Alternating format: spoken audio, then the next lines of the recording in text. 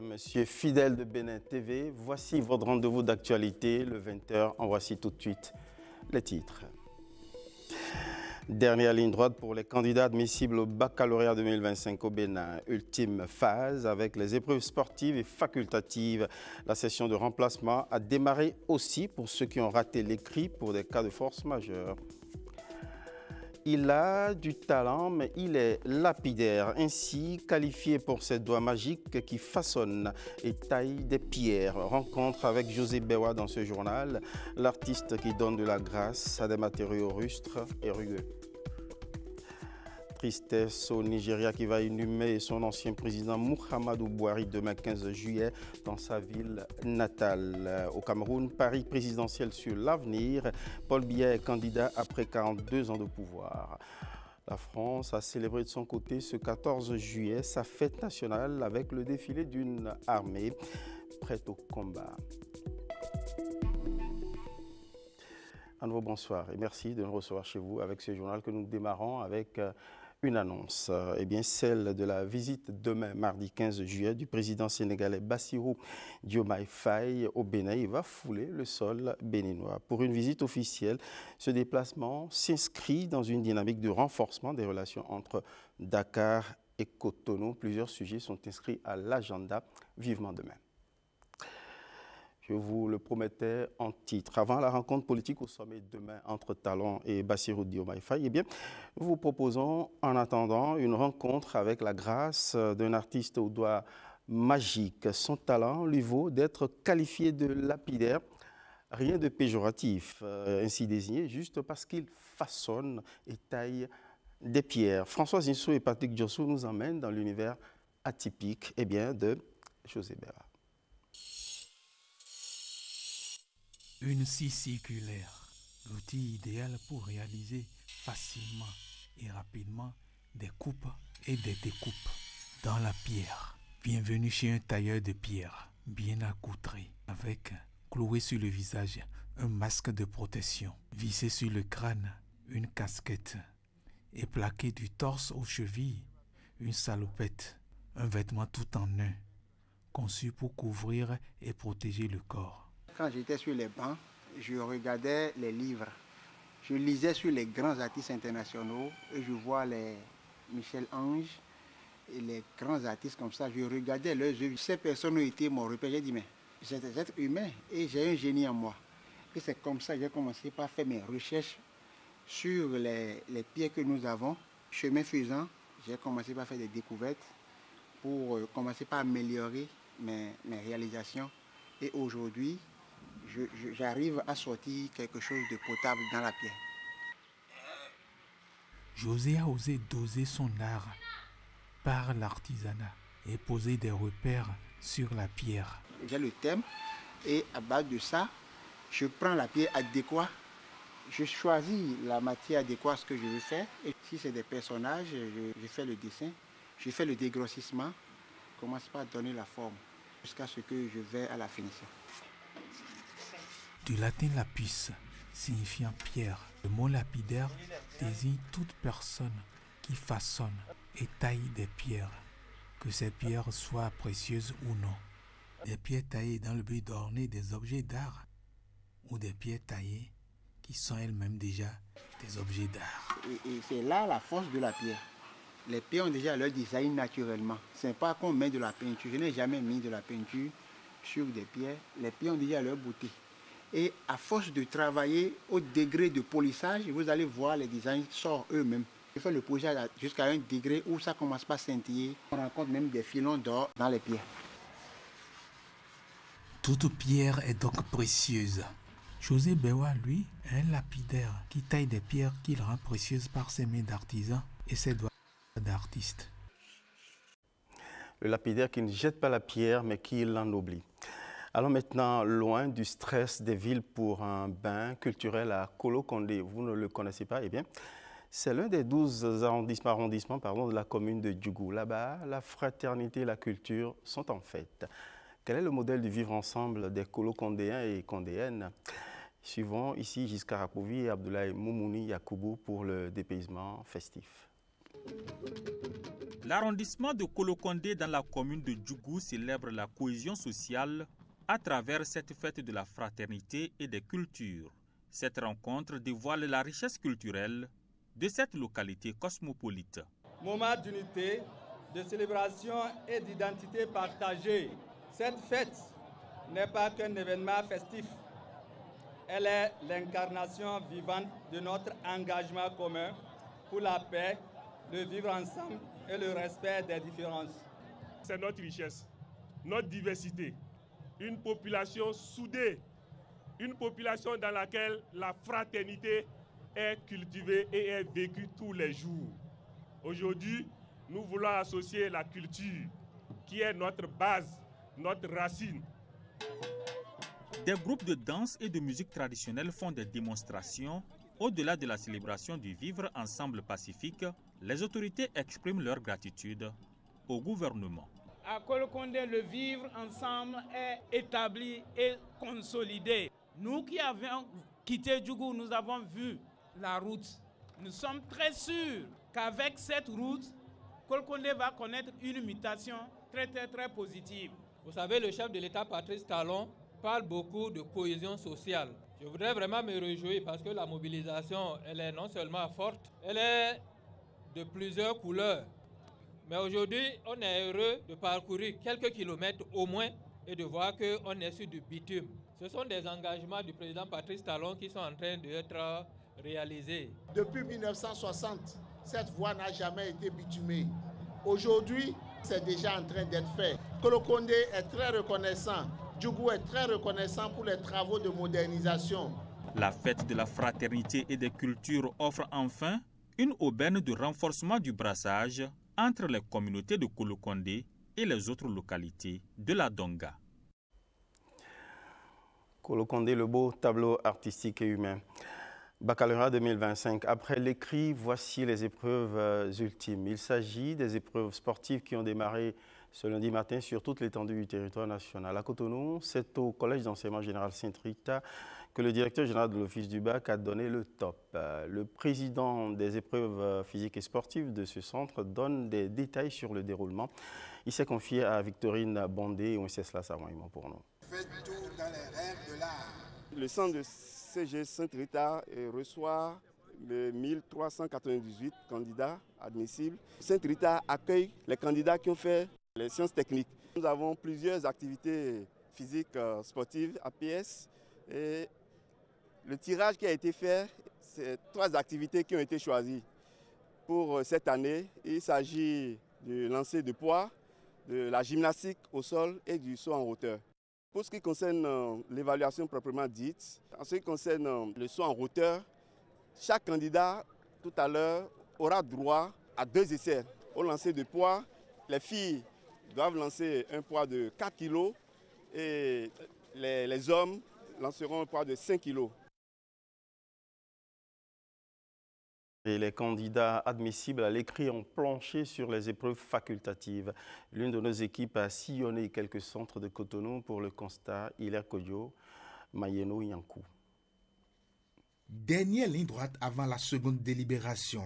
À Cotonou, l'heure est aux épreuves orales facultatives et à l'éducation physique et sportive pour les candidats encore en lice. 5 centres du littoral accueillent ces épreuves. Le CEG Sainte-Rita, le CEG Nokoué, le Collège catholique Père-au-Pierre, le CEG Segbeya et le CEG Begama. Il y a 3 épreuves. La gymnastique qui se fait au sol. Nous avons la longueur et enfin nous avons le lancer de javelot. Les candidats que nous avions reçus ce matin ont été vraiment excellents. Et battent déjà des records, vous voyez. Les filles, il y en a parmi elles qui ont fait 1m25, 1m30. Il y a même une performance au niveau de la hauteur que j'ai constaté 1m50. Je dis mais ça c'est bien. Particularité, seul le CEG Bégamin concentre les oraux facultatifs. Ici, les candidats ont le choix entre l'économie familiale et sociale, les langues nationales, le dessin et la musique. Je suis toujours en train de faire l'épreuve de musique là actuellement. J'ai fait les questions, les réponses aux questions et la dictée musicale. Là, il ne me reste plus que le déchiffrage et l'interprétation. Tout a été abordable. Cette année n'est pas trop compliqué les choses comme je m'attendais à ce qu'il fasse ça en musique. Bien vrai que je suis une candidate libre, mais avec mes frères, les contacts avec d'autres élèves en classe de terminale, j'ai pu prendre connaissance des différentes disciplines à faire. Ces épreuves se poursuivent jusqu'au mardi 16 juillet. La seconde délibération, quant à elle, est attendue dès le lendemain, mercredi 16 juillet 2025. Un ultime verdict pour ces milliers de jeunes en quête du précieux sésame. Et voyons dans d'autres contrées du Bénin comment se sont déroulées les dernières épreuves de la phase ultime du baccalauréat. Dans le Zou, près de 4000 candidats sont accueillis dans 3 centres. Le superviseur général des centres de composition du Zou et des collines, François-Xavier Fifatin, revient sur la répartition des épreuves. Il s'est confié à Pierrette Adin-Yossi et Canel Capot. Nous avons 2 épreuves cette journée, voire même 3. Nous avons les épreuves facultatives, c'est musique et dessin. Il y a une partie qui s'est déjà passée le samedi, la deuxième partie se passe ce matin. Et parallèlement, nous avons les épreuves sportives. Depuis 7 heures, nous sommes en train de les organiser pour que tout se passe à merveille. Ici, nous avons les candidats du Zou. Les candidats de collines sont répartis aussi dans des établissements, dans des centres qui sont dans les collines comme Savet, Dassa, Glazoué, Savalou. Le candidat du Zou, c'est CG2 Abomey, le LITEB, le lycée technique de Boycon et le CG1 Covet. Particulièrement pour cette année, compte tenu de l'effectif assez important, nous avons sur le champ créé un centre que je vais appeler annexe. Et nous allons exploiter le terrain de CG1 Boycon pour prendre une partie du LITEB. Et c'est ce message fort que nous sommes en train de passer pour que certains jurys soient détachés pour aller faire les épreuves sportives au CG1 Boycon. Le message est passé. Pour ceux qui ont raté en revanche la phase écrite du baccalauréat pour des cas de force majeure, objective d'ailleurs, comme une crise ou une maladie subite, la session de remplacement a démarré ce lundi matin. Le collège Sainte-Rita de Cotonou est l'unique centre retenu à cet effet. Écho avec Victorine Bandé et OSS Lazare Waimon. CEG Sainte-Rita, centre unique de composition pour la session de remplacement du bac 2025. Il est 8 h ici ce lundi matin. Les candidats sont déjà en salle avec comme première épreuve le français. C'est une session de remplacement, mais les épreuves sont normales. Vous imaginez un enfant qui a été formé comme les autres tout au long de l'année pour une petite indisponibilité de 30 à 1 heure. Il ne peut pas continuer la session normale. Il est normal aussi qu'on le rappelle pour l'évaluer. Toutes les dispositions sont prises pour un bon déroulement de la composition. Aucun incident n'est signalé pour l'heure. Sur les 70 candidats retenus, 17 ont répondu absents. C'est une composition normale, comme la session normale. Toutes les dispositions ont été prises, les salles bien préparées pour les accueillir. D'ailleurs, ils sont déjà en salle en train de composer. Il y a une équipe de prise en charge bien en place pour n'importe quel problème qui surviendra. La session de remplacement du bac, c'est 4 jours de composition pour les séries techniques et professionnelles et 3 jours pour les séries classiques. Les résultats seront disponibles dès vendredi. La correction des copies se fait automatiquement, juste à la fin d'une épreuve. On va parler politique à présent. À l'approche des grandes échéances électorales de 2026, les militants du parti auréolé d'arc-en-ciel affûtent leurs armes. En assemblée générale, les militants UP, le renouveau des sous-sections de Dassa 1, Dassa 2, Kéré et Lema s'approprient les textes électoraux et des stratégies de remobilisation. Écho avec Pierrette Adin-Yossi et Canel Capot. Cette assemblée générale, la deuxième du genre pour les militants des sous-sections des arrondissements de Dassa 1, Dassa 2, Kéré et Lema, fait partie intégrante des activités planifiées par l'instance suprême du parti. Il est question pour les responsables de l'UP Le Renouveau d'outiller les membres des cellules de base sur les tests électoraux et des stratégies de remobilisation et de sensibilisation. Nous avons eu l'occasion heureuse d'expliquer de fond en comble les lois touchant au système partisan ainsi que le code électoral. Nous sommes revenus sur le militantisme et tel qu'eux-mêmes l'ont avoué, ils ne repartent pas comme ils sont venus. Cette activité a aussi prouvé à quel point la cohésion existe entre les sous-sections de la section de Dassa et à quel point les militants sont engagés. Bien évidemment, nous espérons davantage d'engagement et nous travaillons et nous travaillerons davantage à ce que l'UPR gagne plus de militants. Notre parti, l'Union progressiste Le Renouveau, est le parti le plus constitué en termes de solidité, en termes de représentativité aujourd'hui. Il le sera demain et il demeurera ainsi. Et pour que cela demeure, ça ne doit pas être une incantation, ça doit être le travail. À l'issue de la rencontre, les militants des sous-sections des arrondissements de Dassa 1, Dassa 2, Kéré et Lema ont réaffirmé leur engagement à travailler sans relâche au regard de la pertinence des résolutions prises à cette séance pour l'enracinement de leur parti.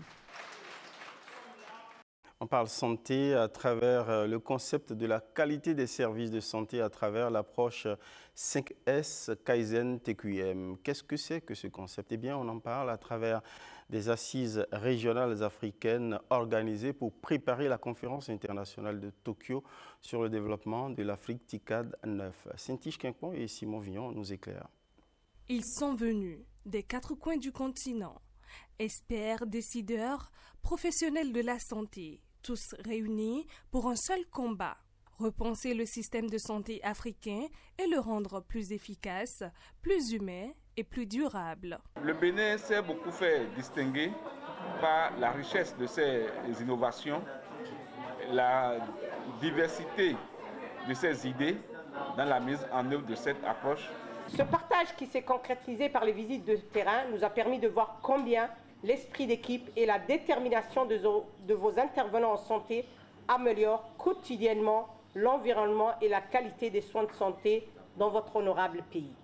Au cœur des discussions, l'approche japonaise 5S, associée au principe de Kaizen et au management total de la qualité, elle devient un puissant levier pour métamorphoser les environnements de soins.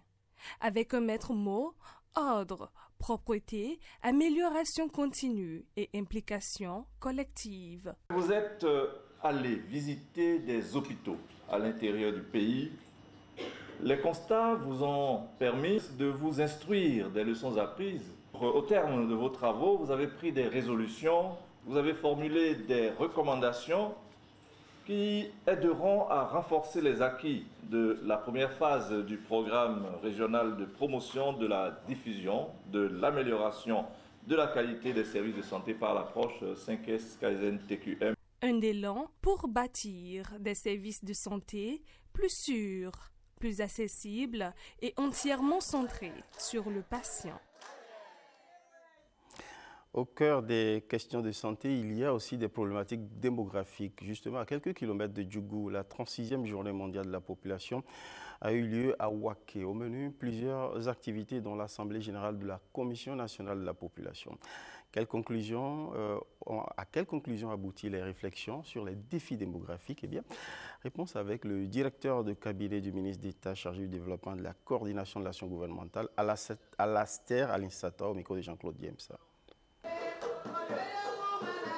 Ici même à Waké, la commission a regardé en profondeur les données de population, notamment de la commune de Waké et de tout le département de la Donga, afin de mettre en exergue et de sensibiliser sur le caractère important et déterminant des questions en lien avec la population, en lien avec la démographie.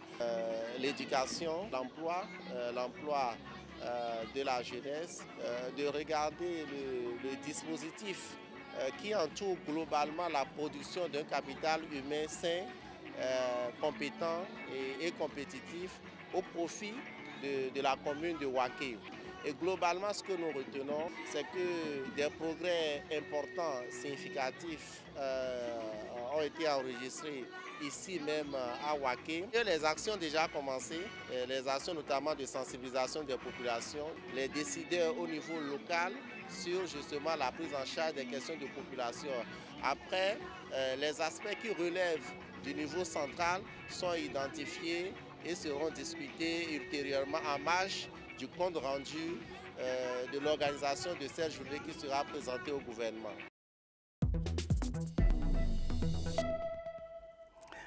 Écho d'affaires judiciaires, complicité, détournement de deniers publics, ce sont les infractions retenues contre les nommés Yalo Hervé et Séverin Gazaro. Pour ces faits, ils sont condamnés respectivement à 5 ans et 4 ans de réclusion criminelle et 10 millions de francs CFA comme amende et aux frais. C'est le deuxième dossier inscrit au rôle de la première session criminelle de la Criette. Héloïse Winator. Plusieurs jours pour le voleur, mais un seul jour pour le propriétaire. Hervé Yalo, 36 ans au moment des faits, et Séverin Gazaro, 31 ans, en ont fait l'amère expérience. Le premier était un employé et magasinier à la SBE de Béresengou dans la commune de Natitengou. Il a sorti frauduleusement de la centrale thermique plusieurs matériels dont plus de 1000 mètres de câbles. Les 10 matériels vendus à un prestataire de service de la société à 400 000 francs CFA et transportés dans un hôtel de la localité par un camionneur commis et payé par le nommé Séverin Gazaro, alors que les matériels dissimulés ont été évalués à plus de 10 millions de francs CFA. Interpellés et inculpés pour des faits de détournement de biens publics, les co-accusés n'ont pas nié les faits. Même à la barre, ils passent aux aveux. Hervé Yalo déclare « J'ai commis l'acte parce que j'avais des difficultés financières ». Fin de citation. Le ministère public, représenté par Karamatou et Ita Yossani, au vu des faits, a requis 10 ans d'emprisonnement, dont 7 fermes et 5 millions de dommages et intérêts. Clémence clame les avocats de la défense. Maître Emmanuel Pierre Mekwe et Urbain Soumé ont demandé à la Cour de les condamner autant qu'ils ont déjà passé en prison et aux dommages et intérêts à la hauteur du préjudice. La Cour, après en avoir délibéré, les reconnaît coupables de détournement de deniers publics et complicité de détournement de deniers publics et condamne respectivement Hervé Yalo à 5 ans de réclusion criminelle et 10 millions de francs CFA d'amende et aux frais et Séverin Gazaro à 4 ans de réclusion criminelle et 10 millions de francs CFA d'amende et aux frais. En plus, les deux accusés doivent payer solidairement 10 millions de francs CFA de dommages et intérêts à verser à la SBE. Séverin Gazaro, incarcéré depuis mai 2021, recouvre sa liberté dès ce soir. Quant à Hervé Yalo, il retourne en prison pour encore 8 mois.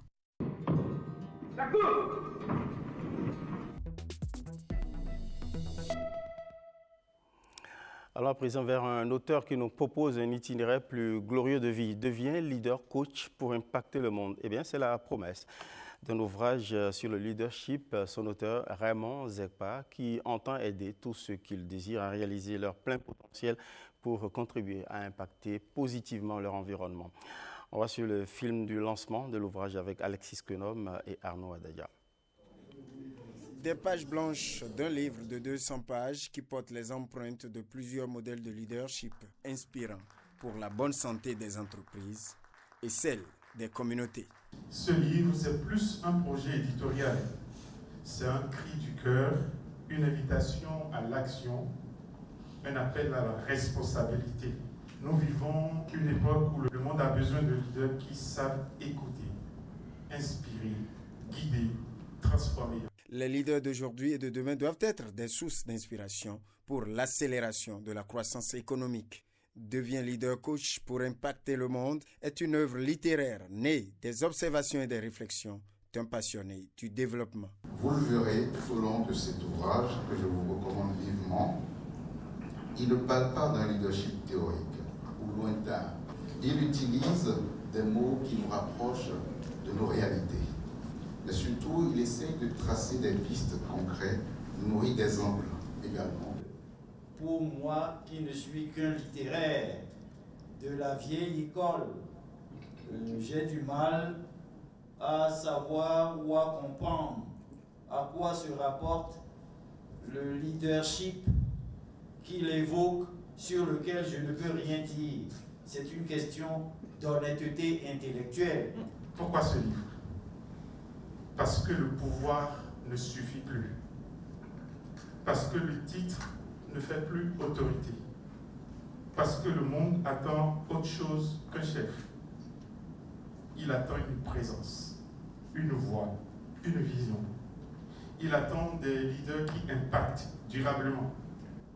Pas par la force, mais par l'accompagnement. Monsieur Zekpa est très attaché à son pays et il souhaite résolument participer activement à son développement. Devient leader coach pour impacter le monde est un livre conçu en vue d'enseigner à la jeune génération qu'on ne suit pas un leader pour ce qu'il impose, mais plutôt pour les valeurs qu'il partage.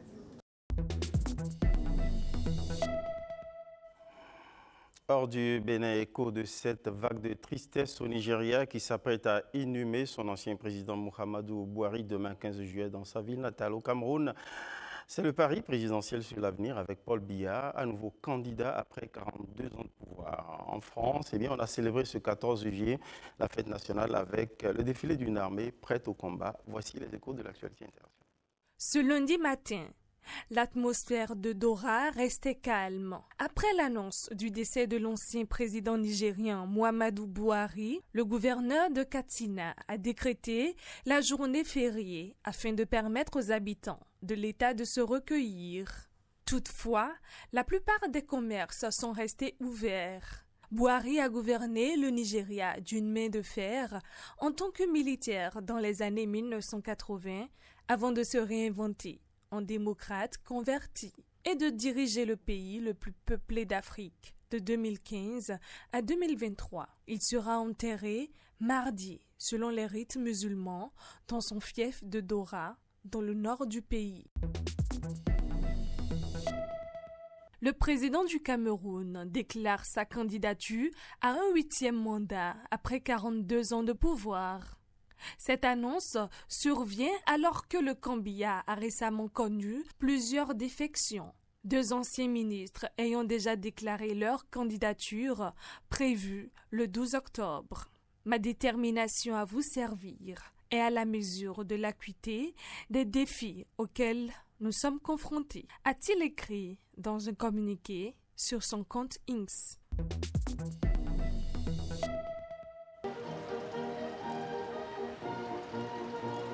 Organisé comme une vraie opération militaire, le défilé du 14 juillet 2025 reflète la gravité des menaces pesant sur la sécurité du continent européen. Sur la prestigieuse avenue parisienne des Champs-Élysées, l'armée française a mis en valeur sa crédibilité opérationnelle et sa solidarité stratégique avec ses partenaires. Ce défilé a été marqué, entre autres, par des images marquantes du président Emmanuel Macron qui félicite Fousséinou Cissé, qui a sauvé 6 personnes d'un incendie. C'est un très grand bravo pour cet acte héroïque. Je suis content que tu aies préféré terminer.